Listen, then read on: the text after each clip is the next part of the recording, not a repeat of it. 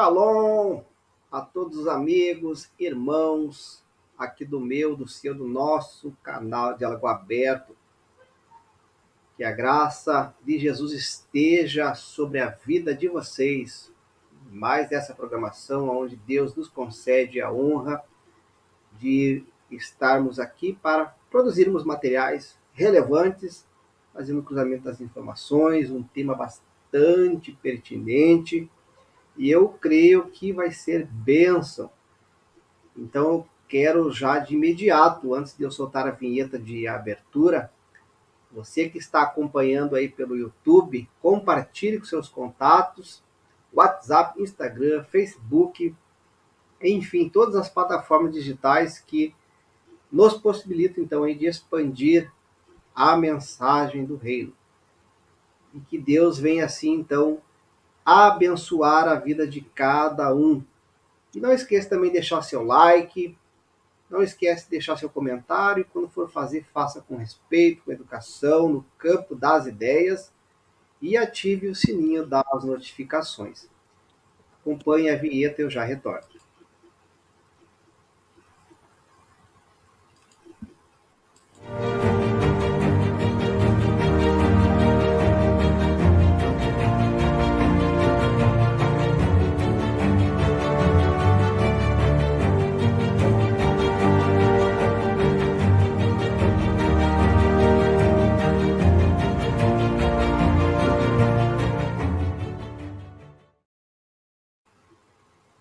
Veja só, meu povo, há uma mensagem muito interessante no documento chamado Mishnah Pirkei Avot, capítulo 5, verso 17, onde fala: toda disputa, debate que é por causa dos céus, no final perdurará, mas aquele que não é por causa dos céus não vai durar.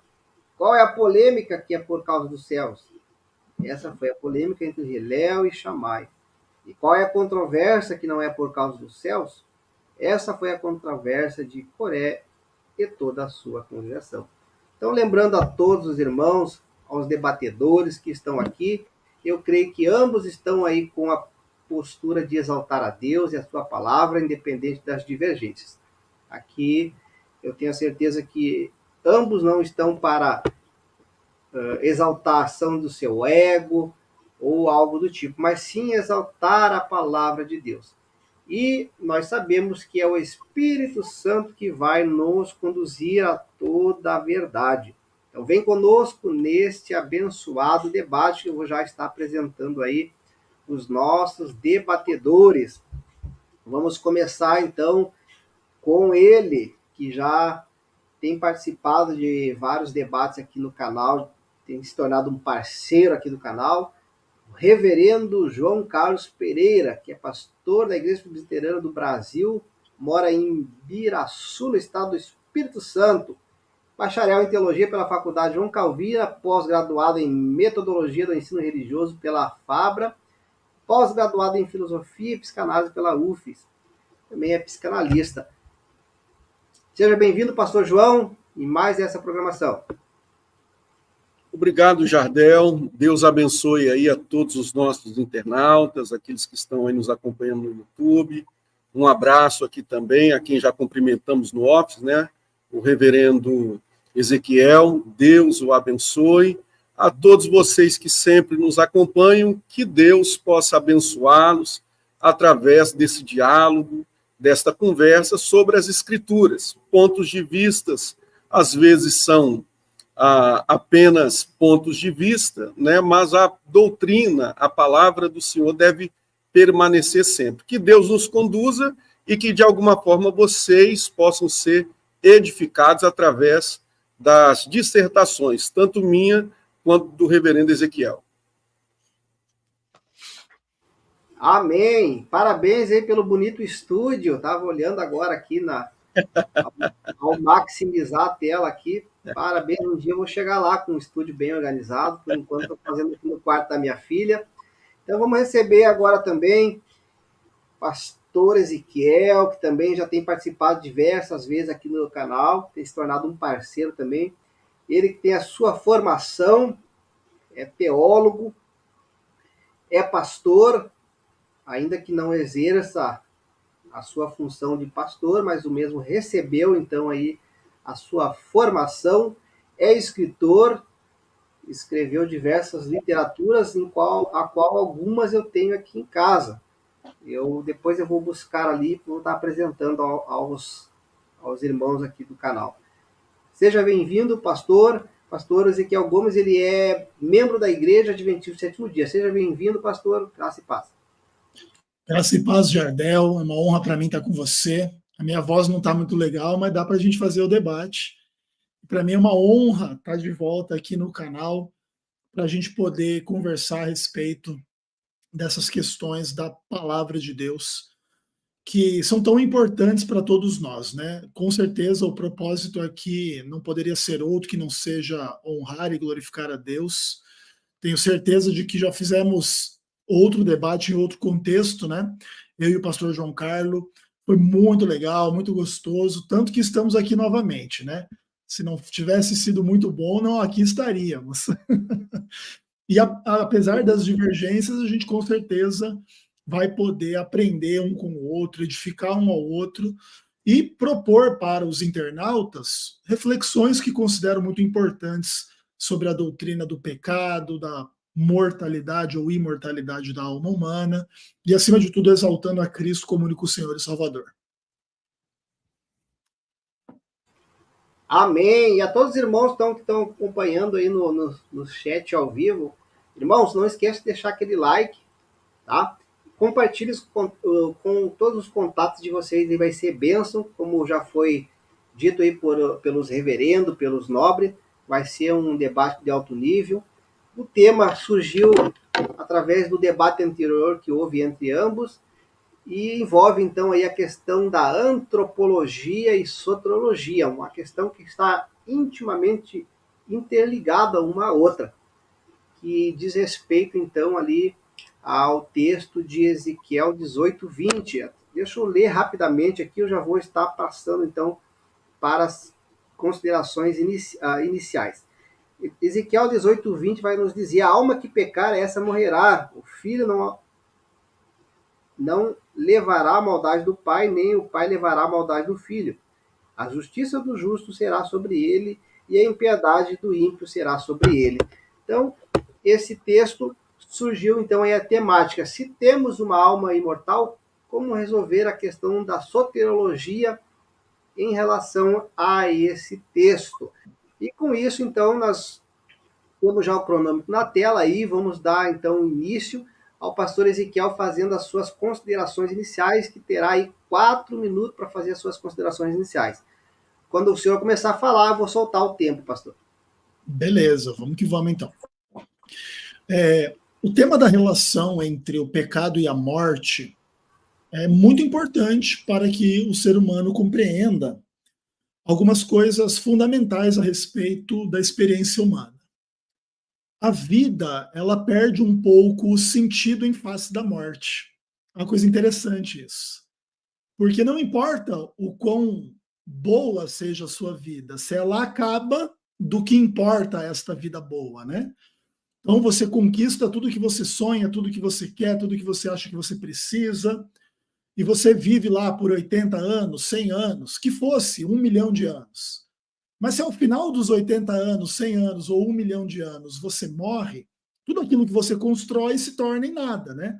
Suas memórias, suas lembranças, seus sentimentos, sua percepção da realidade acaba com a morte. Pelo menos tal qual a gente experimenta estas coisas na vida.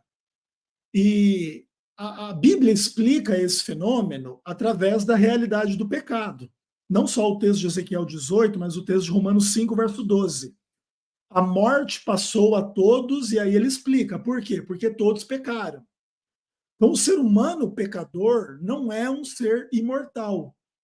Porque se o ser humano pecador fosse imortal, nós teríamos um problema, até mesmo com o texto de Romanos capítulo 6, verso 23, porque o salário do pecado é a morte.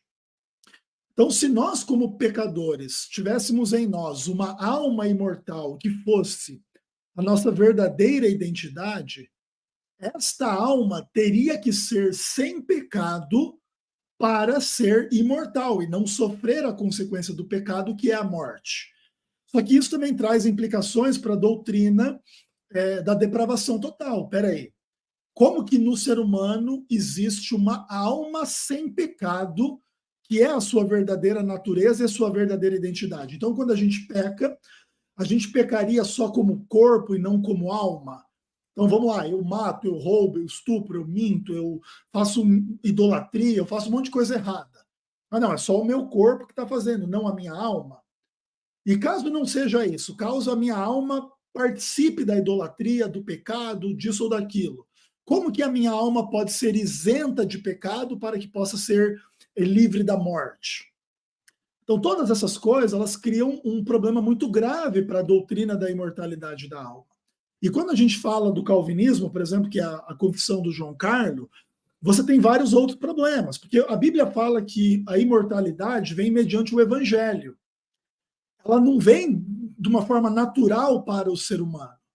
E como, por exemplo, a doutrina calvinista diz que Jesus só morre pelos eleitos e não pelos não eleitos, como que seria essa imortalidade da alma do não eleito? Ela viria através, não do evangelho, mas de uma outra fonte, porque Jesus só garantiria a vida imortal do salvo, não do ímpio, não do perdido. Então também é uma questão, uma complexidade a mais que os calvinistas encontram. Mas a gente respeita a leitura calvinista, a gente entende que, inclusive não só calvinistas, mas a maioria dos cristãos crê na imortalidade da alma, mas nós cremos que os fundamentos dessa crença são mais filosóficos do que bíblicos, ainda que algumas passagens e a exegese de algumas passagens bíblicas sempre sejam evocadas, como a parábola do rico e do Lázaro, as almas debaixo do altar em Apocalipse 6, a própria ideia de Mateus 10, 28, de que o homem não pode matar a alma, mas tem ali a discussão que Deus pode destruir o corpo e a alma, e algumas outras passagens aí que a gente vai poder discutir hoje, mas sempre no espírito do entendimento mútuo e não meramente da treta e da briga, né? Muito bom, então foi aí as primeiras considerações do pastor Ezequiel. Está zerando o cronômetro, o pastor João pode, assim que iniciar, eu solto o cronômetro. Muito bem. Hoje nós vamos estar trazendo aqui, né, esse tema que o pastor Ezequiel colocou para nós: se temos uma alma imortal, como resolver a doutrina do pecado em relação ao texto de Ezequiel 18 e 20. Então essa é a nossa premissa, né? Eu começo aqui dizendo que a minha resposta é que não há dificuldade no texto sobre a imortalidade da alma aqui. O texto, de forma muito clara, para aqueles que conhecem a polissemia do termo nefesh, do texto hebraico, ou psique, do texto grego da Septuaginta, que fala do ser humano, ou seja, da pessoa. Então, esse texto aqui, dentro da polissemia da palavra nefesh, do hebraico, e do grego psique, está se referindo à pessoa humana, e não à essência da alma.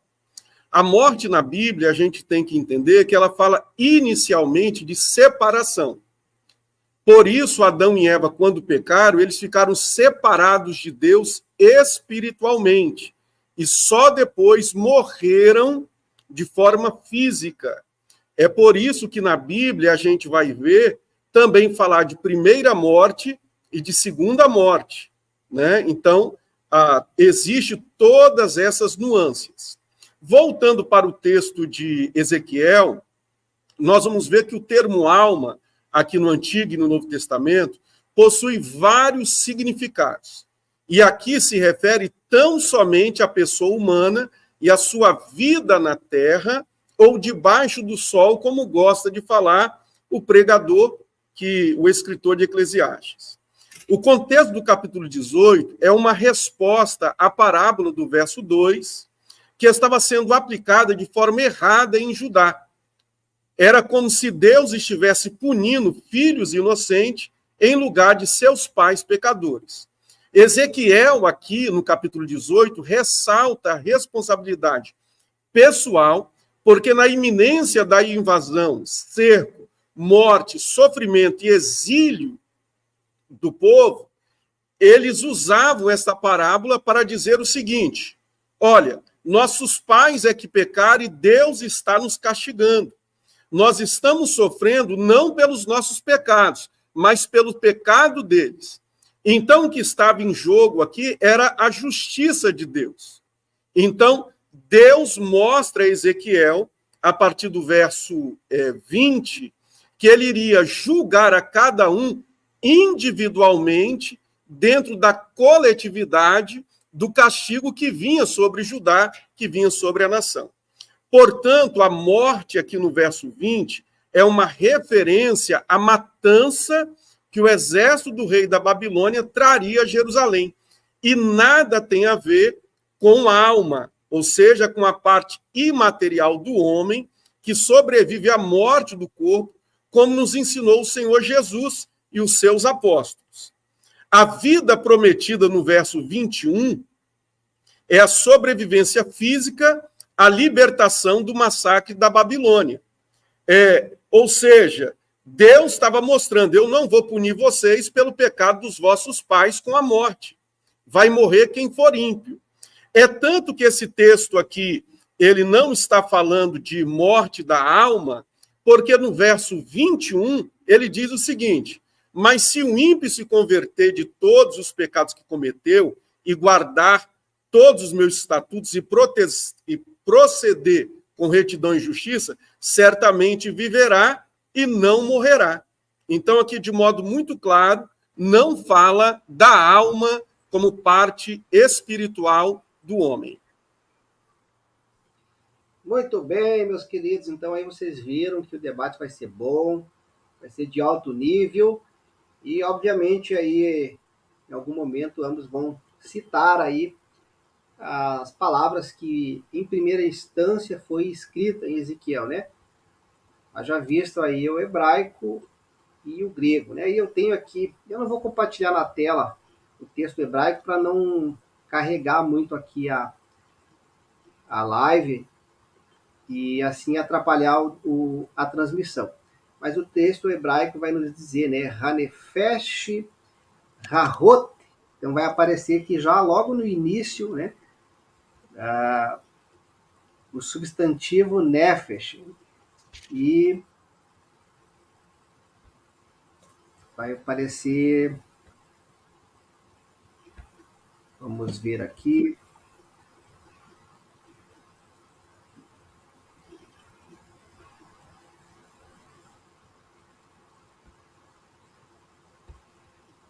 vai aparecer duas vezes, então, esse substantivo aqui no texto de Ezequiel 18:20. Mas eu vou deixar os debatedores trabalhar as questões aí, para não atrapalhar. O pastor Ezequiel vai ter, então, o tempo de 1 minuto e 30 para fazer a sua pergunta. Pastor Ezequiel?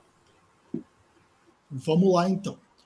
João, na sua exposição, você falou corretamente que a palavra alma ela tem uma polissemia, né? Ou seja, ela tem múltiplos significados possíveis. Eu queria que você destacasse para mim, se possível, a maior quantidade possível, ou todos possíveis, os textos, onde você entende que alma é uma entidade imaterial e imortal.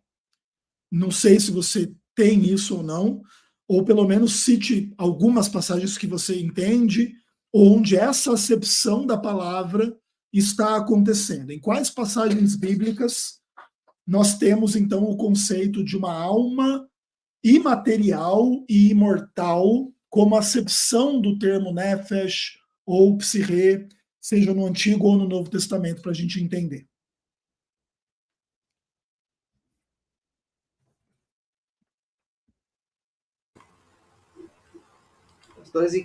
João, então, ele vai ter 3 minutos para fazer a sua primeira resposta. Muito bem. Reverendo Ezequiel, a primeira coisa que eu uso é o dicionário grego, né? Uma vez que nós estamos falando de nefesh e falando também de psique, eu uso o Didache, Dicionário Internacional de Teologia, é uma obra reconhecida mundialmente, aonde ele traz, dentro das várias acepções da palavra nefesh e psique, ele traz esse significado da parte ontológica do homem, a essência espiritual e material do homem que sobrevive à morte. Então, vamos lá. A primeira coisa que a gente observa é que alma e espírito, elas estão intimamente ligadas, desde que Deus formou o homem com o corpo de barro e soprou nas suas narinas o fôlego de vida. Desde então, o ruar, o espírito do homem, ele vivificou o corpo, dando ao homem uma alma. Então, alma e espírito estão interligados. E é interessante vocês entenderem isso, porque na Bíblia, essa parte imaterial do homem que sobrevive à morte, uma hora vai ser chamada de alma, outra hora vai ser chamada de espírito. O primeiro texto que eu dou é Mateus, capítulo 10, verso 28, onde Jesus diz: não temeis aqueles que podem matar o corpo e depois não podem matar a alma. Antes temei aquele que pode lançar ao inferno ou fazer perecer no inferno tanto a alma quanto o corpo. Então, Mateus 10, 28. Além disso, também, nós podemos mostrar que o apóstolo Paulo fala desta parte espiritual do homem em 2 Coríntios, capítulo 4, verso 16, quando ele diz: por isso não desanimamos, pelo contrário, mesmo que o nosso homem exterior se corrompa, homem exterior é o corpo. Contudo, o nosso homem interior se renova de dia e de noite. Aqui ele usa uma palavra para se dirigir à alma ou ao espírito, a parte material do homem. 2 Coríntios, capítulo 5, verso 1, 8 e 9. Ele diz: sabemos que se a nossa casa terrestre desse tabernáculo se desfizer, corpo, aí ele entra. Temos da parte de Deus um edifício, aqui é a alma, o espírito, casa não feita por mãos de homem, eterna nos céus. Entretanto, estamos em plena confiança, preferindo deixar o corpo, né, aqui terrestre, para habitar com o Senhor. Então, aqui ele fala de forma muito clara, se referindo a esta parte que foi Deus quem fez, Deus que criou. Filipenses, capítulo 1, verso 20 ao verso 4, novamente, Paulo fala que essa parte espiritual vai estar com Deus, né? Ou seja, ela sobrevive à morte do corpo. Agora, as partes, pastor Ezequiel, que fala claramente de alma e espírito. Apocalipse 6, 9. Vi debaixo do altar as almas dos que foram mortos por amor da palavra. Apocalipse 20, verso 4. Almas dos que foram degolados por causa do testemunho de Jesus, bem como por causa da palavra de Deus. Deu, né? Se o pastor Ezequiel pudesse me deixar, como ele pediu assim, vários textos exaustivos. Pode completar. Boa. Só completar, só dando os textos, né? Hebreus, capítulo 12. Um minutinho. Sim. Ele cedeu aqui. Então, vamos lá. Hebreus, capítulo 12, verso 2 ao 23. Mas tende chegado ao monte Sião e à cidade do Deus vivo, a Jerusalém celestial e a incontável hostes de anjos, e a universal assembleia. Aí agora ele entra, ó. A igreja dos primogênitos arrolados no céu. E a Deus, o juiz de todos os espíritos dos justos aperfeiçoados, ou seja, aqueles que já morreram e estão vivendo para Deus. A mesma coisa nós temos 1 Pedro 3, verso 18 ao 20, que diz que Jesus, ao morrer, foi e pregou aos espíritos em prisão. Espíritos em prisão aqui, como eu disse, alma e espírito, intercalados, fala da vida pós-morte. Atos 23, verso 9, e que diz: houve, pois, grande vozeria, e levantando-se alguns escribas da parte dos fariseus, contendiam, dizendo: não achamos neste homem mal algum. Será que algum espírito, ou seja, alguma pessoa que morreu, falou com ele, ou que ele ouviu um anjo? E depois, para finalizar, 2 textos que falam a mesma coisa. Atos 7, 59 e Lucas 23, 46, onde Estevão e Jesus entregam a Deus o seu espírito, ou seja, a sua parte que não morre e que deve obediência a Deus para onde vai após a morte. Obrigado, pastor Ezequiel, né, e obrigado, Jardel.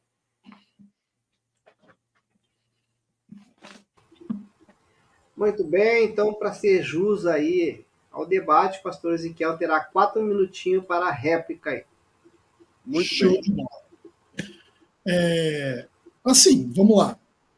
Os textos apresentados, eles, na minha visão, não corroboram a noção da imortalidade da alma e, caso corroborassem, teriam implicações muito complicadas. Por exemplo, o texto de Mateus 10, 28 é um texto onde Jesus diz que Deus pode destruir no inferno o corpo e a alma. Então, não poderia haver uma imortalidade da alma em Mateus 10, 28 se Deus ameaça essa alma de destruição no inferno. Outro texto, por exemplo, que você citou, Lucas 23, 46, quando Jesus supostamente então entrega o espírito, ele dá o último suspiro, você entende uma referência a um espírito que não morre. Caso isso fosse verdade, nós teríamos um Jesus que não morre na cruz, não um Jesus que morre, né?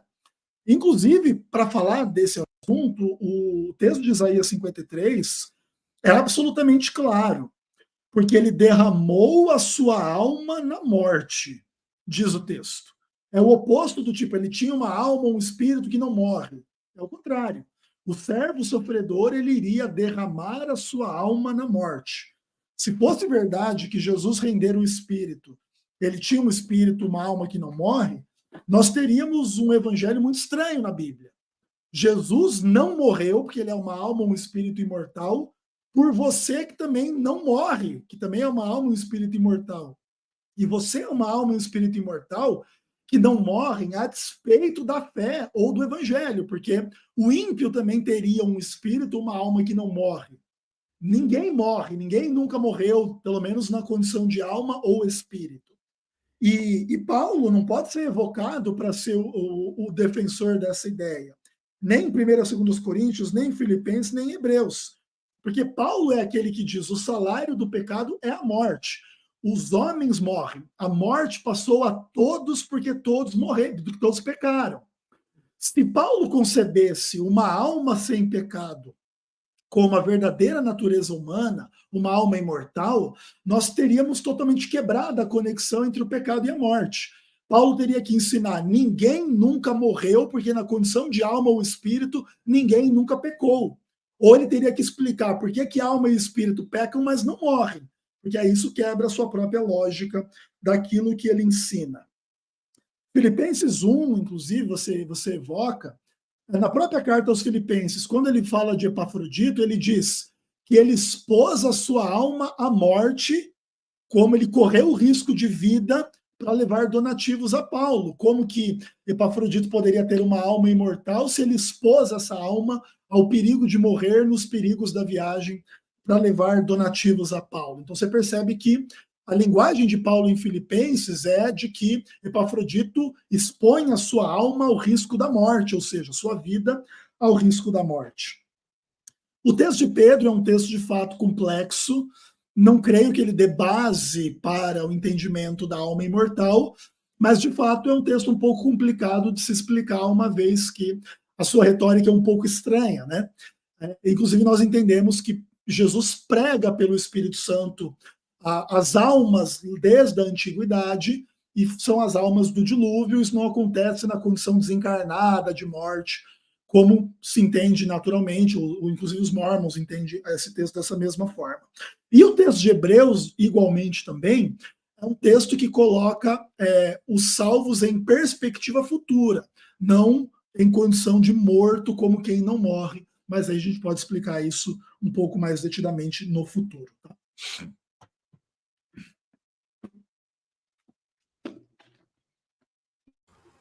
Muito bem, pastor Ezequiel vai ter 1 minuto e 30 para fazer a sua... Não, ele já fez a sua pergunta.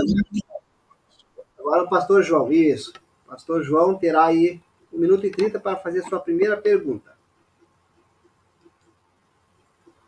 Muito bem. Pastor Ezequiel, a gente colocando aqui, né, é importante entender as nuances de morte. Né? A primeira coisa que a gente tem que entender é que a morte na Bíblia, a sua primeira aparição, ela significa separação. Morte significa separação. E essa separação, ela acontece no momento em que o homem peca, porque ele separou-se de Deus. É tanto que ele não morreu. No dia que ele comeu, né, ele não morreu. Fisicamente, ele morreu espiritualmente. Tá certo? Aí depois vem a morte física. Então, para a gente entender isso de forma muito clara, porque se não entender o conceito de morte na Bíblia, tudo se mistura. Defina para nós o que são corpo, alma e espírito na Bíblia e explique as diferenças entre eles. Por exemplo, qual é a diferença entre corpo e alma, entre corpo e espírito, entre alma e espírito?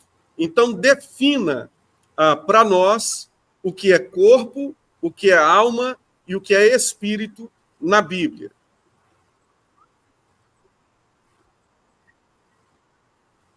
Show de bola. 3 minutos para fazer a resposta, pastor Ezequiel. Legal. Bom, conceder as definições de corpo, alma e espírito não é muito fácil, porque em um sentido, num nível superficial pode ser tranquilo, mas em questões mais profundas é um pouco complicado. Mas assim, o corpo não tem muita dificuldade de se entender, né? O corpo humano, dos pés à cabeça, com todas as questões que envolvem a mente, a respiração, o coração, dos pés à cabeça, essa é a referência bíblica quando fala do corpo, que pode ser tomado por parte ou como um todo, né? Então, o meu dedo é parte do meu corpo, o meu corpo, somos corpo de Cristo, etc, etc, etc. Inclusive, essa é uma referência interessante, ou seja, às vezes o corpo pode significar uma coisa literal, meu corpo aqui, etc e tal, ou uma coisa, inclusive, mais metafórica, né? Eu sou o corpo de Cristo. Aí não pode ser tomado de forma tão literal. A alma, ela às vezes implica o conceito de mente, de vida, de realidades, vamos dizer assim, que envolvem o ser humano como um todo, que vai um pouco além da mera referência ao corpo, né? Então, por exemplo, quando a gente louva a Deus com a alma, é um pouco da noção com o ser, com a totalidade do que a gente pensa, do que a gente sente, de todo o nosso coração. É uma visão um pouco mais, vamos dizer assim, metafórica em certo sentido. Não que a alma também não tenha expressão concreta. Os próprios textos que colocam a alma que pecar morrerá, elas dizem o ser humano concreto peca concretamente e morre concretamente. Então, também tem a noção do ser humano como um todo. Mas, em alguns sentidos, a ideia de alma ela é um pouco mais metafórica, né? Eu louvo a Deus com a minha alma, com os meus sentimentos, com os meus raciocínios, com a minha mente, com o meu coração, com todo o meu ser, com toda a minha vida. E espírito também é um termo bem interessante, assim, né? Que às vezes implica a respiração, às vezes implica o estado emocional da minha mente. Então, eu estou abatido em meu espírito, eu estou triste, eu estou preocupado, eu estou nervoso, estou chateado. Tem a ver com a dimensão psicológica, né, da existência humana. Ou, às vezes, essa coisa do fôlego também, né? Deus soprou o fôlego, o espírito nas narinas. Quando a gente morre, a gente exala esse fôlego, esse espírito pelas narinas. Tem essa dimensão concreta também, no sentido da respiração, o termo espírito. Então, eu poderia resumir que tanto corpo quanto alma como espírito têm dimensões concretas de referência e às vezes têm dimensões um pouco mais metafóricas para falar da vida, dos sentimentos, da alma, do coração. O que eu entendo que não existe em texto nenhum é a acepção de uma entidade imaterial imortal que vive dentro do ser humano sem pecado e que sai do corpo quando morre como se fosse uma entidade imortal e imaterial e sem pecado, que é o que teria que ser para se poder ser imortal na minha visão, tá, João?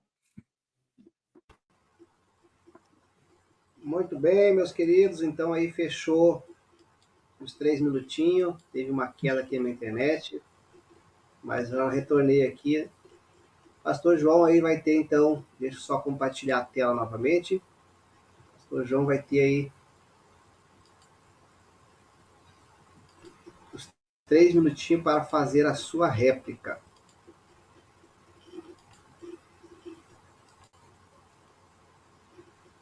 Pode iniciar, pastor João. Muito bem. Então, o que a gente vê aqui, pastor Ezequiel, é que quando se refere à questão de alma e espírito, seria interessante o amado utilizar, já que não consegue ver na Bíblia, né, utilizar dicionários. Existem dicionários de grego, como, por exemplo, o Dicionário Internacional de Teologia, que ele vai trazer, dentre as várias acepções de alma e de espírito, como foi falado aqui, esta acepção da parte imaterial do homem que sobrevive à morte. Por quê? Porque quando não se entende o termo alma e você confunde ela, vai trazer muita confusão, como dentro de Ezequiel 18, verso 20, que o amado trouxe para a gente debater.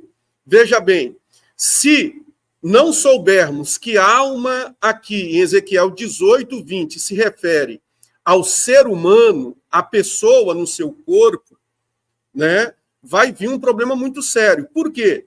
Porque ao mesmo tempo que diz que a alma que pecar morrerá, no verso 21 diz que a alma que obedecer aos seus estatutos viverá e não morrerá. Então, o verso 21, ele destrói a ideia que o reverendo Ronaldo está querendo apresentar. Porque uma vez que diz que a alma que pecar vai morrer, e se alma ali significa essa parte imaterial, e ela deveria morrer, deveria deixar de existir, logo no verso 21 contradiz isso, porque diz que iria morrer somente a alma dos ímpios. Por quê? A alma dos justos viveria eternamente. Se entender ali alma como parte material do homem. Se a gente não entender a alma ali como parte material do homem, também a gente entra, e o reverendo Ezequiel também mostra para nós uma nova doutrina. Por quê? Porque vai dizer que o justo, por viver por sua fé, ele não morrerá jamais, ele viverá para sempre. Uma vez usando o texto de Ezequiel 18, verso 21. Então, demonstra uma confusão aí por não aceitar a realidade. Dentro de Mateus 10, verso 28, nós encontramos claramente a diferença aqui entre corpo, alma e espírito, particularmente parte material e imaterial. Por exemplo, não temais aqueles que podem matar o corpo. O pastor Ezequiel colocou ali, corpo humano. A pessoa em si não tema quem pode matar o corpo, mas não podem matar a alma.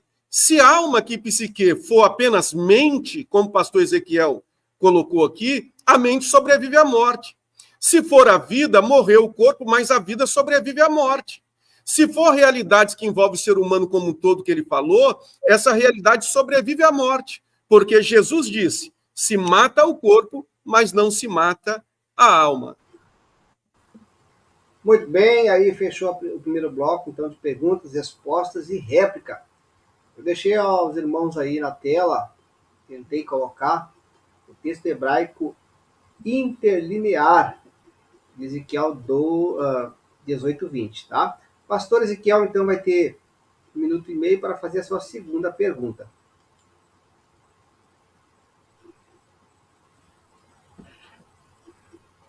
Vamos lá, então. Eu queria aproveitar, então, a tua colocação para te perguntar sobre como que você vê a autoridade do dicionarista, tá? Porque, vamos lá, a Bíblia tem lá os seus termos, dizendo claramente que a alma morre ou que a alma não morre em circunstâncias XYZ.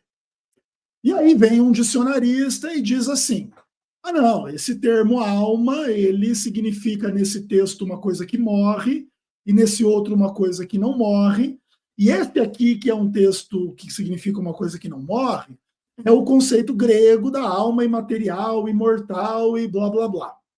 Veja, uma vez que o texto bíblico não coloque as coisas nesses termos, você está se apoiando meramente numa suposta autoridade de um dicionarista que diz que em XYZ textos existe ali uma entidade material imortal. Mas se um outro dicionarista dissesse o oposto, não, o dicionarista que você gosta diz, em Mateus 10, 28 existe uma alma imaterial imortal. Um outro dicionarista diz, em Mateus 10, 28 não existe uma autoridade, uma alma imortal imaterial. Como que você resolve o problema? Uma vez que, sim, existem dicionaristas que dizem esse mesmo tipo de coisa a respeito de qualquer texto que você usar. Uns vão dizer que ali naquele texto tem alma imortal e outros vão dizer que não. Como é que se resolve o problema na sua visão? 3 minutinhos para a sua resposta, pastor João. Joia. Uma das coisas que a gente faz, pastor Ezequiel, é, de fato, olhar a obra em si e os textos que eles dão. Por quê? Nós entendemos que tanto eu quanto o senhor, nós não somos especialistas e falamos o grego e o hebraico de forma perfeita. Então, nós precisamos de léxicos para nos mostrar a realidade daquilo que vem muito antes de nós mesmos, daquilo que vem da tradição acadêmica. Então, o que a gente faz é olhar o dicionário, a acepção que ele dá e os textos bíblicos que eles dão. Por exemplo, no Didache, nesse dicionário internacional do Antigo Testamento e do Novo Testamento, a gente vai ver, por exemplo, mostrar que a alma ou o espírito, que é essa parte imaterial do homem, que sobrevive à morte, como Mateus 10, 28 diz. Por quê? Porque Deus, quando criou o homem foi feito uma alma vivente.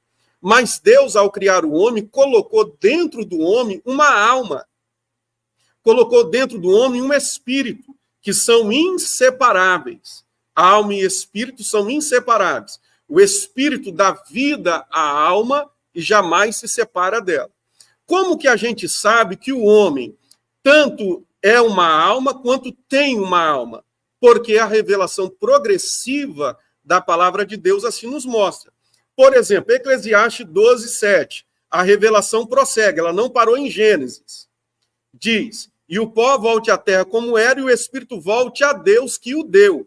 Então, Deus deu um espírito para dentro do homem. Zacarias 12, verso 1.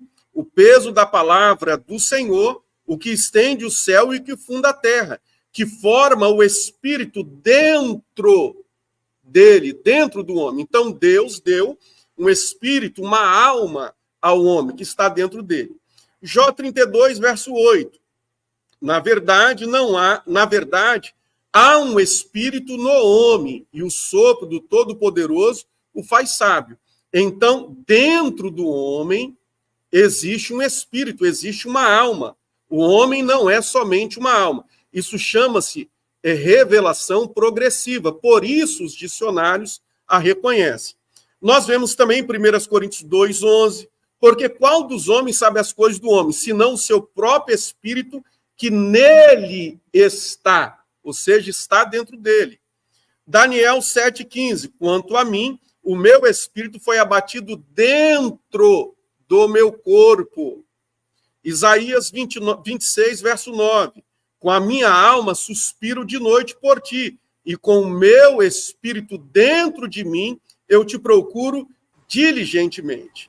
Então, dentro desses textos, reverendo Ezequiel, a gente consegue ver que os dicionários que mostram que o homem possui alma, e essa alma, ela é uma parte imaterial que sobrevive à morte do corpo como essência do homem, eles estão corretos. Aqueles que não trazem essa definição, eles estão incompletos. Muito bem. Aí foi a resposta do pastor João, então, a indagação do pastor Ezequiel. O pastor Ezequiel terá aí, então, 3 minutinhos para fazer a sua segunda réplica. Vamos lá, então. João, o problema da tua metodologia é que ela não leva em conta a realidade de como que funcionam essas discussões entre os próprios dicionaristas. Te dou um exemplo aqui, tá? Mateus 10, 28 é um dos textos que muitos dicionaristas dizem que existe ali um conceito de alma imortal e material. Lá no The Complete Word Study Dictionary do Novo Testamento, falando de Mateus 10, 28, do verbo apokteino, fala lá que ali é uma referência a Deus matar a alma eternamente no Guiena, Mateus 10, 28. Inclusive, eu fiz um vídeo sobre isso, está lá na internet, chamado E quando o dicionarista lexicógrafo comentar Mateus 10, 28, a alma imortal de Elias Soares morrerá. Porque esse é o problema de você dar autoridade ao dicionário. E aí você vai ver, não, mas aqui esse dicionário é muito bom, ele diz que tem uma alma imaterial imortal em Mateus 10, 28. E quando o outro dicionarista disser o oposto? Entende? Porque a autoridade aí, nesse caso, é a autoridade de quem lê, não de quem escreve. Porque o autor bíblico, em nenhum texto, ele disse assim, existe uma alma imaterial, imortal dentro do homem. Se existisse esse texto, a gente não estava discutindo aqui. Tanto que todos os textos que você citou de que existe um espírito no homem, eles não querem dizer que o espírito é uma alma imortal. Por exemplo, existe um espírito dentro do homem, existe sentimentos dentro do homem, existe respiração dentro do homem, onde a respiração entra e sai em função da nossa respiração, do processo de inalar e exalar ar.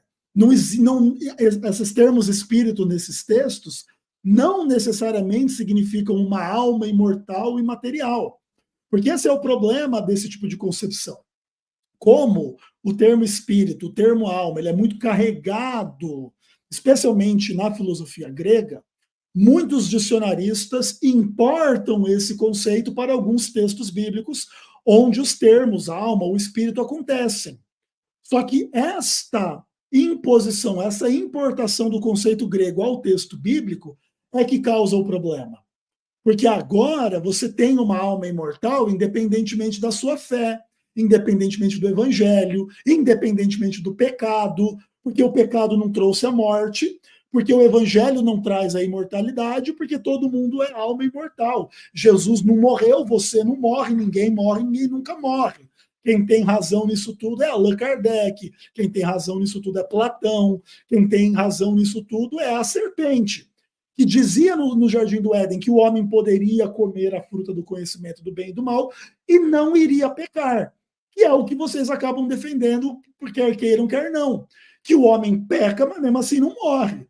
Porque todo homem pecador é um ser imortal lá no seu espírito, na sua alma e sei lá o quê.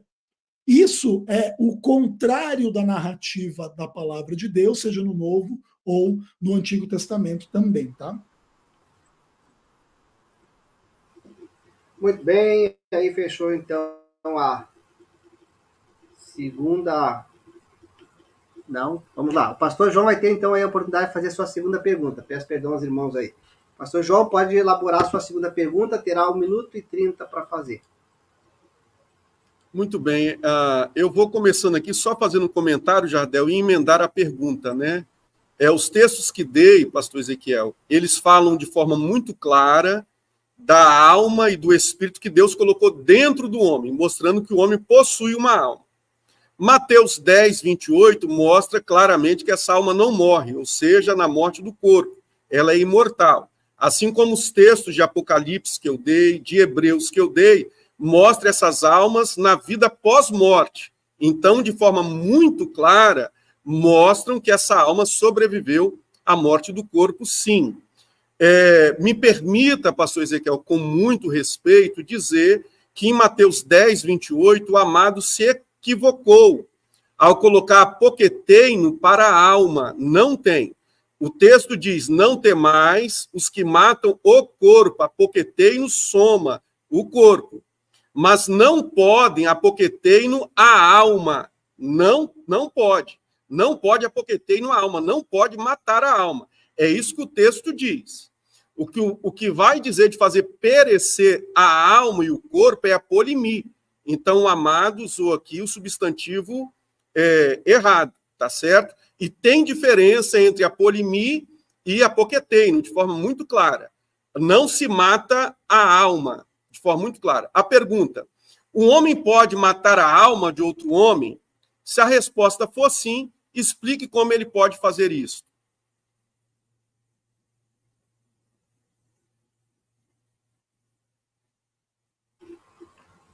Muito bem, pastor Ezequiel, tem aí 3 minutos para fazer a sua resposta. Vamos lá. Muito legal o teu comentário sobre Mateus 10, 28, porque o dicionarista diz o exato oposto de você. O dicionarista que você diz que a gente tem que olhar, os dicionários bíblicos, ele diz exatamente que apoqueteino se aplica a matar a alma no Guerrena. Isso não quer dizer que o verbo ali é o mesmo, né? Ele está dizendo que o apoqueteino é equivalente ao apólime. Como ele está no mesmo contexto, é como eu dissesse assim, o homem não pode matar a alma, mas Deus pode assassinar a alma. Ainda que eu esteja usando dois verbos diferentes, eu estou usando no mesmo sentido, ou no sentido de que o homem não pode fazer o que Deus pode fazer. Então, mesmo usando dois termos diferentes, o que o dicionarista do Complete Word Study Dictionary do Novo Testamento diz é que apoqueteino se aplica também a matar a alma, e o verbo apólime, inclusive, é muito bem usado como destruir, exterminar, aniquilar, etc, etc, etc, que são acepções normais do termo para querer dizer que Deus pode matar. Agora, interessante a sua pergunta, porque se você leva em conta que em Ezequiel 18, o homem ali é a alma, que pode ser morta, então tá aí, se eu matar um homem, eu mato uma alma. Inclusive, o Antigo Testamento é cheio desse tipo de linguagem, né? Fulano morreu, a alma dele morreu, é o cadáver, a alma, a pessoa que morreu. Então, todos nós, se nós matarmos alguém, nós matamos a alma. Entretanto, aí nesse aspecto, entra a acepção importante lá do texto de Mateus 10, 28 e de outros textos também, onde a alma é vista como a vida futura e a vida eterna.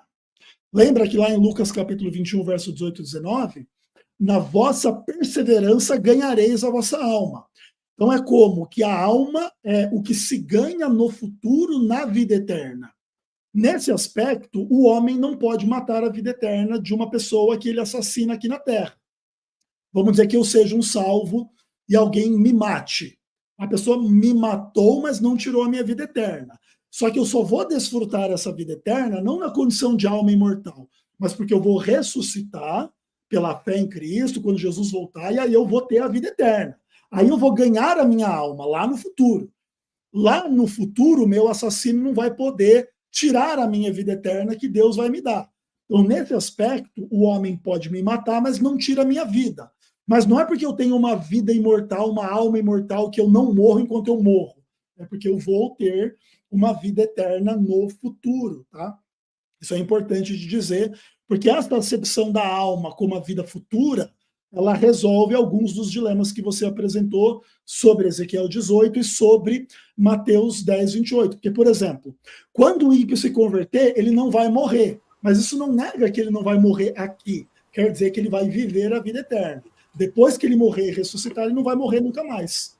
Então, nesse aspecto, a alma que se converte, ela não morre. Mas não é porque a pessoa deixa de morrer. É porque a pessoa que peca vai se arrepender, vai se salvar e vai ter a vida eterna no futuro, tá bom? Muito bem, retorna aí 3 minutinhos para a réplica do pastor João, a sua segunda réplica. Muito bem. É interessante aqui, os nossos internautas que estão assistindo, observar que o pastor Ezequiel falou aqui sobre apoqueteino, né, para a alma, e usou o comentarista. O comentarista, reverendo Ezequiel, errou de forma vergonhosa, porque o texto grego usa tão somente apoqueteino de forma muito clara. Você pode apoqueteino o corpo, mas não pode apoqueteino a alma. Por isso que, na sequência, ele diz, temei aquele que pode fazer a polimi, ou seja, estar em ruína, ser esquecido, ser perdido, ser condenado ao Guiena. É isso que ele está falando, de forma muito clara e de forma muito perfeita. Se me permitir aqui, Jardel, parar meu tempo, eu esqueci de botar no carregador, vai desligar meu notebook aqui, você pode parar o tempo só para me ligar aqui? Claro, claro, óbvio. Se me permite, agora que eu vi a mensagem aqui, esqueci. Só um minuto. Vou ligar aqui. Eu ia usar o tempo aqui. Bom, vou comentar um pouco enquanto você liga aí, só para não ficar o pessoal vazio, tá? Em Ezequiel capítulo 13, no verso 19, a Septuaginta usa apoqueteino para matar a alma. É interessante isso. Lá o texto da tradução diz assim, ó. Vós me profanastes entre o meu povo por um punhado de cevada e por pedaços de pão, para matardes as almas que não haveriam de viver. Aí você vê na Septuaginta usando o termo apoqueteino para a psirê, a alma. Né? Já liguei Então, aqui. isso aí é legal, mas manda bala, continua. Maravilha, liguei aqui. Então, Jadel, como o reverendo Ezequiel trouxe um novo argumento, poderia voltar e aí eu já respondo tudo de uma vez? Como é que faz? Pode iniciar novamente aí. Isso, que aí ele trouxe, eu já coloco tudo aqui na sequência, eu vou só escrever para responder, né? Então, vamos lá, voltando.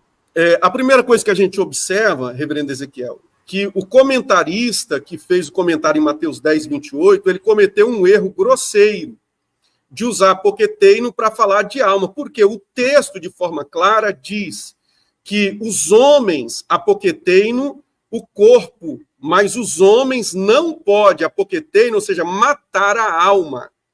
Jesus aqui, ele trouxe uma visão perfeita do ser do homem, mostrando que o homem tanto é uma alma quanto possui uma alma. O texto que o amado trouxe está dentro daquilo que eu falei sobre as acepções da palavra alma. Quando fala matar ali a alma, está falando matar o homem. Matar o corpo do homem, o homem em si, como se vê debaixo do sol. E não a alma espiritual, como Jesus está falando, de forma tácita, de forma clara. Então, Jesus vai usar a polimia para falar do fazer perecer lá no Guiena, no lago de fogo. Ou seja, a polimia aqui significa não matar. A polimia aqui significa entregar a ruína, deixar perdido no Guiena, deixar para ser condenado no Guiena. A polimia tem esse significado aqui em Mateus 10, 28. E lá no texto que você usou, a polimilá significa o ser, o homem, e não a alma, como Jesus falou. São textos diferentes, como Mateus, como Ezequiel 18, 20, que o amado trouxe. Se Ezequiel 18, 20, o amado interpretar a alma como parte material, então o verso 21 diz que essa alma do justo vai viver eternamente ao lado de Deus, de forma muito clara, mostrando que após a morte os justos vivem, ok? Então vamos lá. Dentro de Mateus 10, 28, o que nós temos aqui, todos os nossos internautas, é Jesus falando o texto de forma muito clara. Olha o texto. Não temais os que matam o corpo. Então, o reverendo Ezequiel ele disse que se mata a alma. Jesus está dizendo que não. Os homens matam o corpo. Ó. Não temais os que matam o corpo. E não podem matar a alma. É aqui que entra, e eu peço com muita educação ao reverendo Ezequiel, que não me leve a mal. Mas o amado inventou um novo significado para a alma. Né? Quando o amado disse que alma ali significa vida eterna, porque na sua perseverança ganhareis a vossa alma. O amado inventou aqui agora um novo significado para a psique, um novo significado para a nefeste. Muito bem, meus queridos, aí nós fechamos, então, o segundo bloco, perguntas, respostas e réplicas. Peço aos queridos irmãos que estão acompanhando a live aí, não esquece de deixar, finca ali o dedão aí, dá um arrave, como se diz, né, em hebraico, um like em inglês, ou curta em português. Eu estou aqui com o texto grego aberto, eu vi que o pastor Ezequiel também adicionou ali, não sei se ele vai querer que eu compartilhe depois a tela, no texto grego aqui de Mateus 10, 28, o verbo apoqueteino, né, o verbo participo presente ativo, masculino no plural, genitivo. E vamos ver aqui o outro verbo, que é o verbo apolesai, da raiz apólime, né? É um verbo auristo, pretérito. Enfim, vamos deixar os debatedores aí, né? Não vamos intervir. Pastor Ezequiel, 1 minuto e meio para fazer a sua terceira pergunta. Vamos lá. Em Mateus capítulo 2, nós temos a primeira ocorrência da relação entre o termo psirrê e o termo apólime no Evangelho de Mateus. Lá, os dois textos, eles dizem assim: tendo eles partido, apareceu um anjo do Senhor para José em sonho e disse: dispõe, toma o menino e sua mãe, foge para o Egito e permanece até lá, para que eu te avise, porque Herodes há de procurar o menino para o matar. O verbo matar aqui é o verbo apólime. E no verso 20 diz assim: dispõe-te, toma o menino e sua mãe, vai para a terra de Israel, porque já morreram os que atentaram contra a psirrê do menino, a vida do menino. Então aqui a ideia é que Herodes, ao querer matar Jesus, queria matar a sua alma, a sua psirrê. Essa é a relação que existe entre psirrê e apólime no Evangelho de Mateus. Por qual razão, agora, em Mateus 10, 28, Deus poder apólime a alma no inferno se torna não matar? Deus é incapaz de matar a alma no inferno? Qual é essa natureza da alma que nem Deus pode matá-la? A alma tem vida em si mesma, nem Deus pode matá-la, uma vez que no Evangelho de Mateus, na primeira ocorrência entre essas duas coisas, apólime significa matar a alma.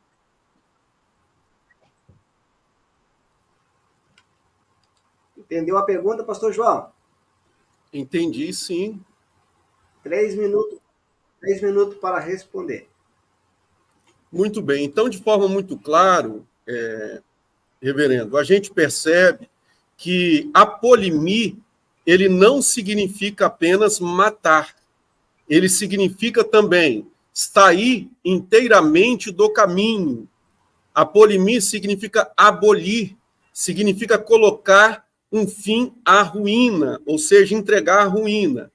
Apolimir também, ou apolessai, aqui de Mateus 10, 28, do texto que o senhor usou, significa também tornar inútil, significa declarar que alguém deve ser entregue à morte, metaforicamente, condenar ou entregar à miséria interna no inferno.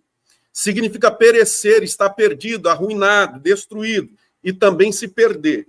Então, em Mateus, no primeiro capítulo, no capítulo 2 que você falou, o amado comete aquele erro que nós estamos falando aqui, de não entender os significados de psique. Quando diz que ele queria matar a psique de Jesus ali, ele está dizendo matar a criança, matar o corpo. Por quê? Jesus já ensinou em Mateus 10, 28, que se mata apenas o corpo, mas o homem não tem poder de matar a alma.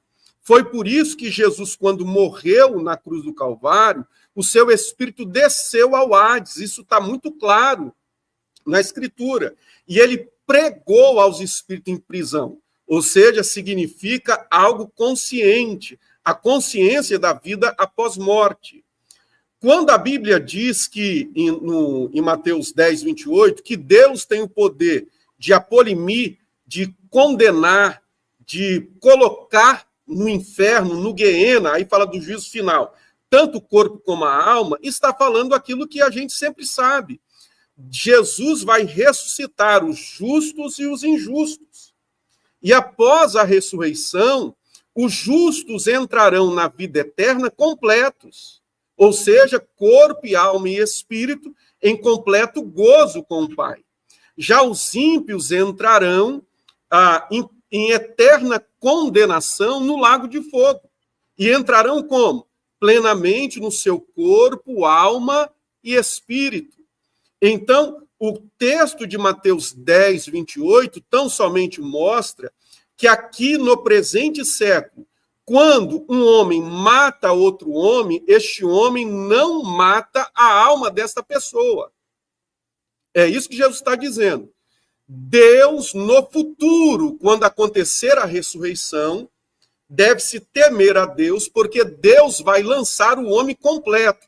Aí Jesus mostra, já que o corpo morreu e não existe, Deus vai trazer esse corpo à existência.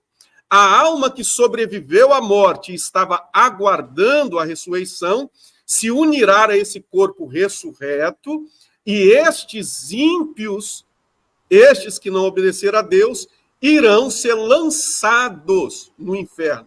Ou seja, embalou juntamente com a polimia. Estarão inúteis, perdidos no inferno, no juízo final. Pastor Ezequiel, terá aí, então, 3 minutos. Quer compartilhar a minha tela, Gerdel? Eu agradeço. Beleza, posso comentar agora, né? Bom, pode comentar, eu vou soltar o cronômetro aqui, daí eu aviso quando estiver quase no fim. Veja bem, aí está na sua tela, não é meramente um comentarista, é um dicionarista dizendo que apoqueteino significa matar eternamente, matar a alma no inferno, etc. e tal. Então, veja que coisa interessante. Quando o dicionarista fala o que o reverendo João quer ouvir, você tem que dar atenção ao dicionarista. Você não pode ficar só lendo a Bíblia, não. Aí, quando o dicionarista fala o contrário do que ele quer ouvir, não, o dicionarista cometeu um erro absurdo, um erro claro. Agora, interessante que o João não comentou a seguinte ideia. Ok, a polime não tem acepção unicamente de matar, também tem a acepção de destruir, aniquilar, perder, tornar inútil. Agora, a questão é, se existe na acepção do termo apólime o matar, destruir e aniquilar, por que que Deus deveria ser considerado incapaz de fazer estas coisas à alma no inferno? Porque se Deus não for incapaz de fazer isso, a alma não pode ser imortal e indestrutível. Se Deus pode destruí-la, qual é o motivo de que eu deveria escolher uma acepção mais leve para o termo apólime nesse caso? É porque Deus não é capaz de destruir? Porque se Deus não é capaz de destruir, ele não é todo poderoso, e a alma tem vida em si mesma, independentemente de Deus. Agora, se não é esse o caso, Deus pode destruir e matar a alma no inferno. Se assim a alma não pode ser indestrutível e imortal. Nesse caso, a escolha pela acepção do termo apólime mais leve simplesmente implica uma escolha por parte do João, que não quer enxergar que Deus pode destruir o corpo e a alma no inferno. E se ele disser que Deus não pode, aí nós temos problemas absurdamente graves. Porque agora não só o homem tem vida em si mesmo, mas nem Deus pode matar esse homem. E quando o que a Bíblia diz em 1 Timóteo capítulo 6 é o exato oposto. Ele, Deus, é o único que possui imortalidade. O homem não tem imortalidade, especialmente depois do pecado. O salário do pecado é a morte. Como que homem pecador pode ter alma imortal? E eu não inventei nenhuma nova acepção para o termo alma. O termo alma, sim, significa vida, e às vezes a vida significa a vida futura. Por exemplo, Colossenses capítulo 3. Vós estáis mortos, e a vossa vida que está em Cristo está escondida. E quando Cristo se manifestar, a vossa vida se manifestará. Então, às vezes, o termo vida é a vida futura. Por isso o homem pode tirar a sua vida aqui, mas não pode tirar a sua vida futura. Esse é o sentido do texto de Mateus 10, 28, sem nenhum apelo à ideia fantasiosa da alma imortal.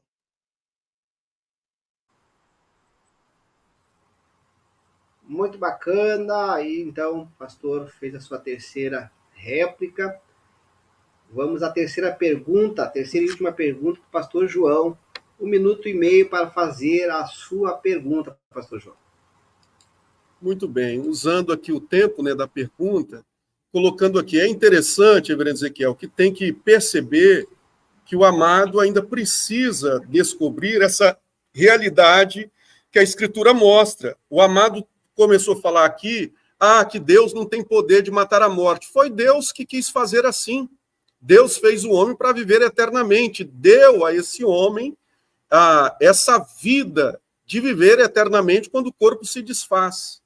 Agora, que Deus vai lançar o homem na sua totalidade, no corpo e na alma, no juízo final, e eles estarão para sempre em estado de morte, como eu disse, separado de Deus, isso é muito claro.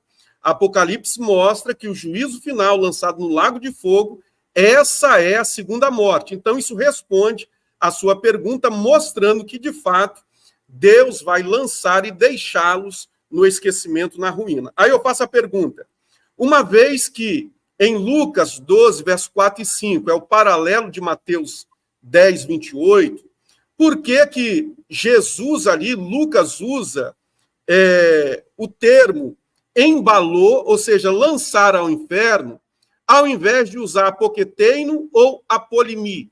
Por que que Lucas mostra que a alma não morre quando o corpo morre, mais uma vez provando isso, e que Deus tem o poder de lançar. Deus não vai matar, ele vai lançar. Por que essa diferença? 3 minutos, pastor Ezequiel. Bom, primeiro de tudo, que como essa é a minha última fala, eu devo dizer que é absurdo para mim a ideia de que Deus pode matar a alma, mas não quer.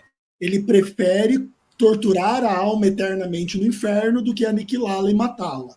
Sendo que aniquilar e matar é uma acepção normal do termo apólime, eu estou absolutamente justificado em entender que Deus vai destruir e aniquilar a alma no inferno, sem essa ideia de que ele prefere torturá-las por toda a eternidade.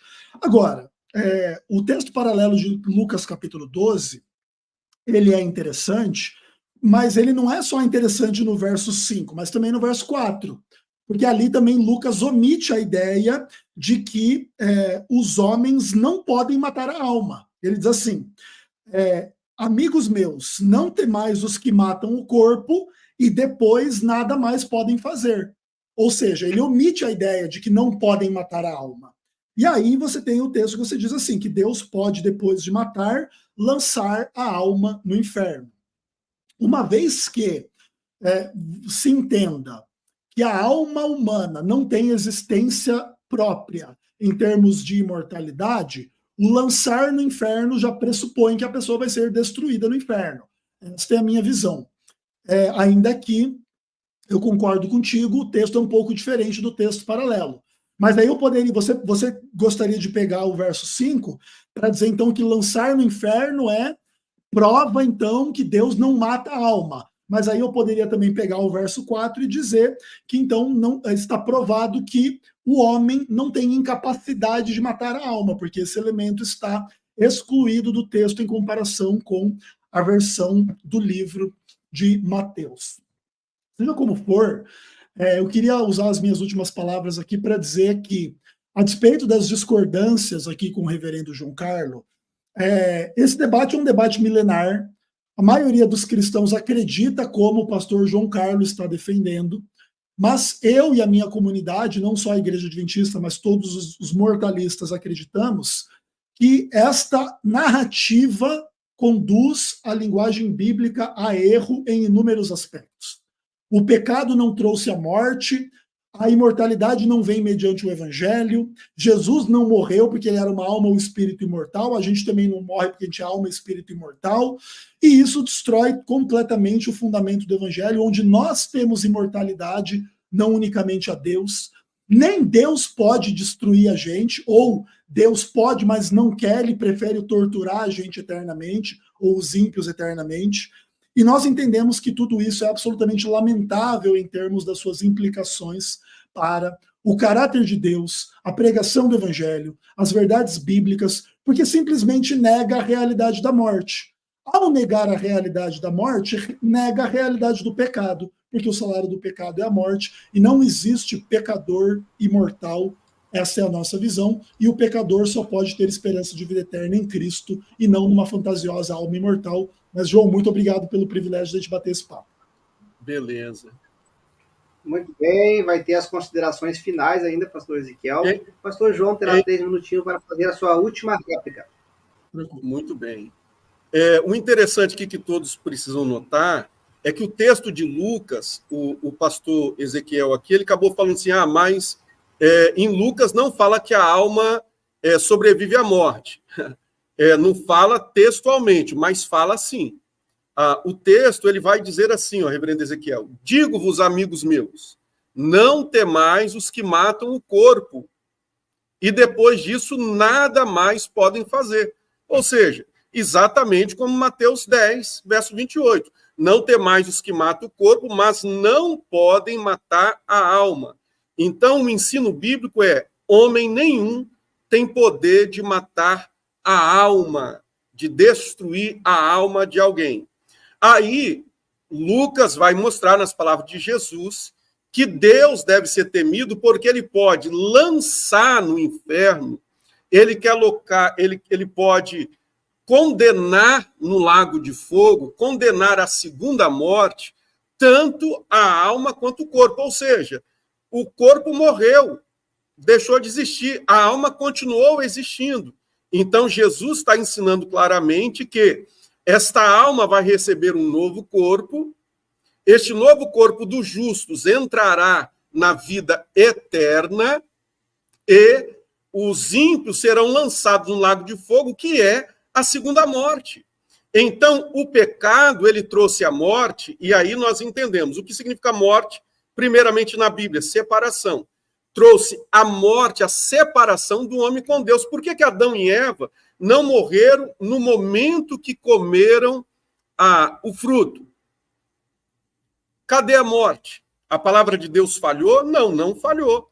Eles morreram espiritualmente. A morte física veio depois. Assim como a segunda morte, que é a morte eterna, viver eternamente no lago de fogo sofrendo, é isso que a Bíblia diz. Isso não me espanta, reverendo Ezequiel, de Deus fazer, porque Deus é justo. Porque Deus fez o homem para viver eternamente, e o homem pecou conscientemente. Então, esses homens viverão eternamente no seu estado de morte eterna, sofrendo de dia e de noite no juízo final. Lembrando que o amado, sim, infelizmente, trouxe um novo significado para a alma que o amado não deu no início. Quando o amado não teve resposta para a alma dentro de um texto, o amado trouxe, então, essa ideia de alma como vida eterna. Isso, nenhum dicionário no grego aqui tem essa acepção de alma significar vida eterna. Isso é uma invenção para não se sujeitar a esta verdade. Então, a polimi, ele está completamente ligado a embalô, ou seja, o que Deus faz com a alma e o corpo é lançar no inferno, e nunca no sentido de matar completamente. Maravilha! Com isso nós fechamos, então, aí as perguntas, respostas e as suas devidas réplicas. O irmão João ali é um testemunho de Jeová, que tem se debruçado sobre o grego também, aí fez uma proposta para o pastor João Carlos, aí, que é debater sobre a divindade de Jesus. Vamos amadurecer essa ideia João. aí. Muito bem, meus queridos. Vamos só organizar os detalhes aí para nós fazermos os debates. Eu deixo por sua conta, Jardel. Pode agendar aí. Eu quero aqui, meus queridos, antes de passar as considerações finais a todos que estão acompanhando, eu vou mostrar aqui na tela, eu corri buscar lá, o livro do pastor Ezequiel, então, aqui, a respeito de Deus não deseja que todos sejam salvos, uma pergunta. Esse referente ao Apocalipse, muito bom. E não podia faltar esse, então, que o pastor Ezequiel trabalha justamente essa questão de Mateus 10, 28. Muito interessante esse material, o pastor Ezequiel vai poder falar ele mesmo a respeito, então, aí dessas excelentes obras aí para o campo das pesquisas. Como nós começamos com o pastor Ezequiel, nós vamos estar finalizando, então, com o pastor João. O pastor João vai ter 4 minutinhos para fazer a sua finalização agora, considerações finais, depois retorna ao pastor Ezequiel com 4 minutinhos também. Muito bem, então, como nós vimos aqui, o texto de Ezequiel, capítulo 18, verso 20, que trouxe ali uma problemática, né, dizendo assim: se temos uma alma imortal, como resolver a doutrina do pecado em relação ao texto de Ezequiel 18 e 20?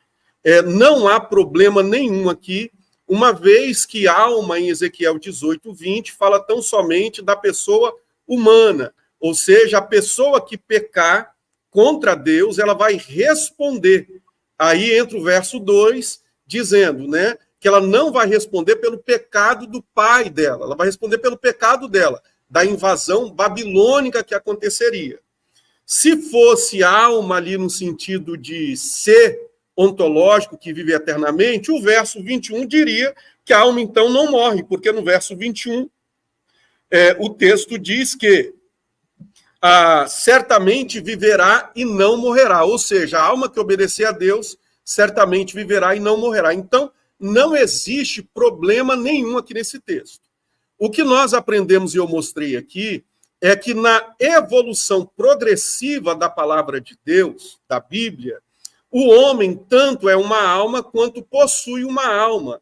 E eu mostrei isso através de vários textos bíblicos, aonde o homem possui uma alma dentro de si, aonde o homem recebeu de Deus na criação uma alma. A prova disso é Jó 32:8. Na verdade, há um espírito no homem. Zacarias 12, verso 1, né, onde ele diz, e que forma o espírito do homem dentro dele. Também, 2 Coríntios 2, verso 11, porque qual dos homens sabe as coisas do homem, senão o seu próprio espírito que nele está? E aí nós vimos que a alma sobrevive à morte, por quê? Jesus ensinou isso em Mateus, capítulo 10, verso 28. Os homens podem matar o corpo, mas não podem matar a alma. Então, qualquer ensino que mostra que você, além de matar o corpo, você mata a alma, a essência do homem, é um ensino que deve ser desprezado. Nós vimos que a alma sobrevive à morte, por quê? Em Apocalipse 20, verso 4, nós vimos as almas daqueles que foram mortos, e elas estavam aguardando a ressurreição. Apocalipse 6, verso 9, nós vimos as almas daqueles que foram mortos também e aguardavam a ressurreição. Em Hebreus, capítulo 12, verso 22 e 23, diz que esses espíritos dos justos aperfeiçoados estão também lá aguardando a ressurreição. Então, Jesus ensina de forma muito clara, tanto em Mateus 10, 28, Lucas 12, 4 ao 5, que a alma sobrevive à morte do corpo e um dia haverá a ressurreição, os justos receberão seus corpos e entrarão na vida eterna, e os ímpios irão ser lançados no lago de fogo, que é a segunda morte. Então, o pecado ali estará totalmente condenado, como disse o próprio Deus. Terminou, Jadel? É 3 minutos ou 4? 4, pode continuar. 4 minutos. Então, a doutrina do pecado, ela se estabelece justamente por isso. Deus, no juízo final, julgará todos os pecadores, inclusive Satanás e seus anjos, lançando-os no Guiena, no lago de fogo, e este lançar é a segunda morte, é o apolimi, vai estar na ruína, é o embalô de Lucas 12, versos 4 e 5, vai ser lançado no inferno. Eles vão ser mortos? Não, de modo algum. A Bíblia diz que eles serão atormentados de dia e de noite para todo sempre. Esse para todo sempre atormentados é justamente aqui a segunda morte, que é ficar separado de Deus. Muito bem. Pastor João, quer aproveitar e falar sobre as suas redes sociais? Sim, Jardel, eu tenho aí o meu Facebook, né, Pastor João Carlos, tenho também o Instagram, Ego João, né, e tenho também no TikTok, também é a mesma coisa, Ego João 1. Pode procurar aí, tem muita coisa boa. Muito bem, então vamos aí agora às considerações finais, 4 minutinhos, pastor Ezequiel, já aproveita no final também aí, fala sobre as suas redes sociais aí. Show de bola, vamos lá. Bom, só reafirmando, né? A divergência de ideias não implica nenhuma animosidade entre eu e o João, muito pelo contrário. É muito gostoso, muito bom poder bater esse papo, porque estudar a Bíblia é sempre muito bom. Entretanto, né, a gente não pode deixar de enfatizar as divergências. O pastor João, ele coloca que Adão e Eva inicialmente morreram espiritualmente e só foram morrer fisicamente depois. E aí, para implicar que na segunda morte, as pessoas vão morrer espiritualmente, estarão separadas de Deus, mas nunca vão morrer fisicamente na segunda morte. Mas nesse caso, haveria uma quebra de padrão entre a primeira morte e a segunda morte. Por quê? Se na primeira morte o padrão é primeiro morre espiritualmente, depois fisicamente, na segunda morte teria que ser o mesmo padrão. Primeiro você morre espiritualmente, depois espiritualmente. Aliás, depois fisicamente. Porque se não houvesse uma morte literal na segunda morte, você não poderia chamá-la de segunda morte. Você teria que chamá-la de vida eterna no lago de fogo, onde ninguém morre. É a morte onde ninguém nunca morre. E aí não dá, não tem condições. Então, se Adão e Eva são o padrão da morte, primeiro espiritual, depois física, toda pessoa que for jogada no lago de fogo tem que ter a mesma experiência. Morte espiritual e depois morte física por toda a eternidade, onde não há ressurreição. Que, inclusive, é o que o texto de Apocalipse 20 ensina. Lá no Apocalipse 20, diz assim, sobre os perdidos, a partir do verso 8. O número deles é como a areia do mar. Marcharam pela superfície da terra, sitiaram o acampamento dos santos, a cidade querida.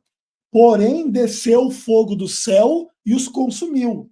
E o diabo, sedutor deles, foi lançado para dentro do lago de fogo, onde já se encontram a besta e o falso profeta, que serão atormentados de dia e de noite pelos séculos dos séculos. Quem são as entidades atormentadas pelos séculos dos séculos? O diabo, a besta e o falso profeta.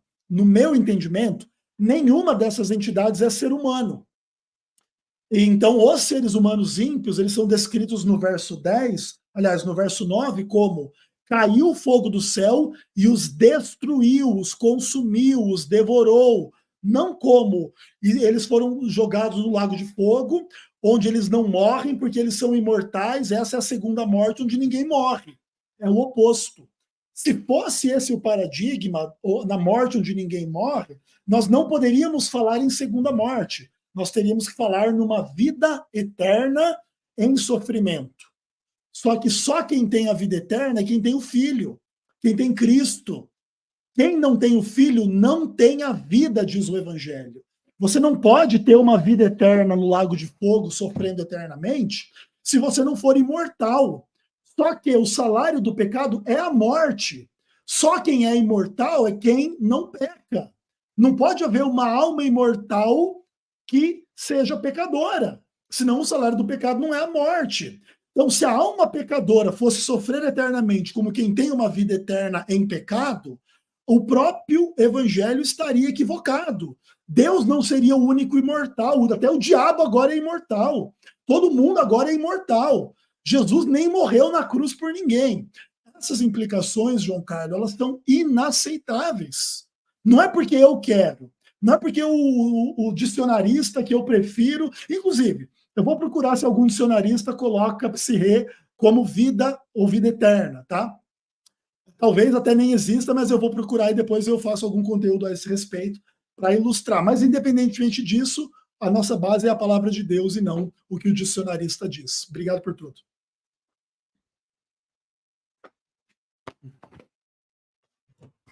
Muito bem, então aí nós fechamos com esse excelente debate. Daria para trabalhar mais as questões aí do hebraico, do grego, mas eu acredito que foi bom, já deu aí spoilers aí para os ouvintes.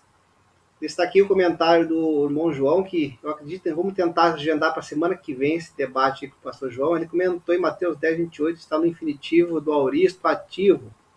Pastor João, essa construção não mostra para nós, pastor João, mostra para nós uma intensidade de destruição? Não entendi a pergunta.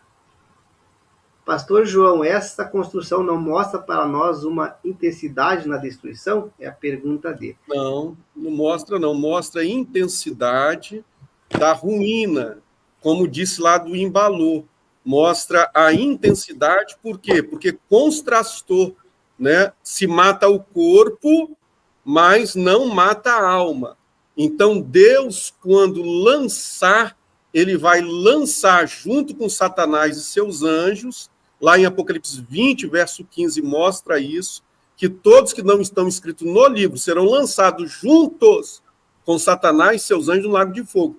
Então, é uma intensidade de sofrimento eterno. Por isso diz que eles sofrerão eternamente. Não é intensidade que de morte, porque se matou, acabou, não tem sofrimento. Matou, que sofrimento há? Só existe sofrimento se viver eternamente. Então, João, pega mais aí, estuda um pouquinho, Apocalipse 20, verso 15 aí, vai mostrar. Eles vão sofrer eternamente. É intensidade do sofrimento no Guiena. Muito bem, meus queridos, quero aproveitar aqui a ocasião, então, no dia 25 agora de abril, vamos ter um debate com o professor Everton Ricardo. Ele tem se debruçado também aí sobre o grego. Se não me falha a memória, ele está lecionando sobre grego e hebraico também. E o professor Leonardo Andrade, eles vão estar trabalhando aí sobre a questão ali da perícope de Lucas 23, 43. O contexto ali apoia de que Cristo tenha ido ao céu naquele dia da sua morte. Vai ser um interessante debate. Obrigado, pastor Ezequiel, obrigado, pastor João, pelo excelente debate. E vamos organizar, então, uma próxima ocasião. Melhoras, pastor Ezequiel, aí para sua voz. Eu acredito que deve ser por ocasião dessas mudanças de tempo, né? Que Deus abençoe a todos. Então, agradeço aí aos comentários no chat. E assim a gente prossegue, então, fazendo esse trabalho para a glória de Deus. Amém. Um abraço a todos, até a próxima. Beleza, querido. um abraço. Pastor Ezequiel, obrigado. Deus abençoe. Jardel, Deus abençoe. Amém. Amém.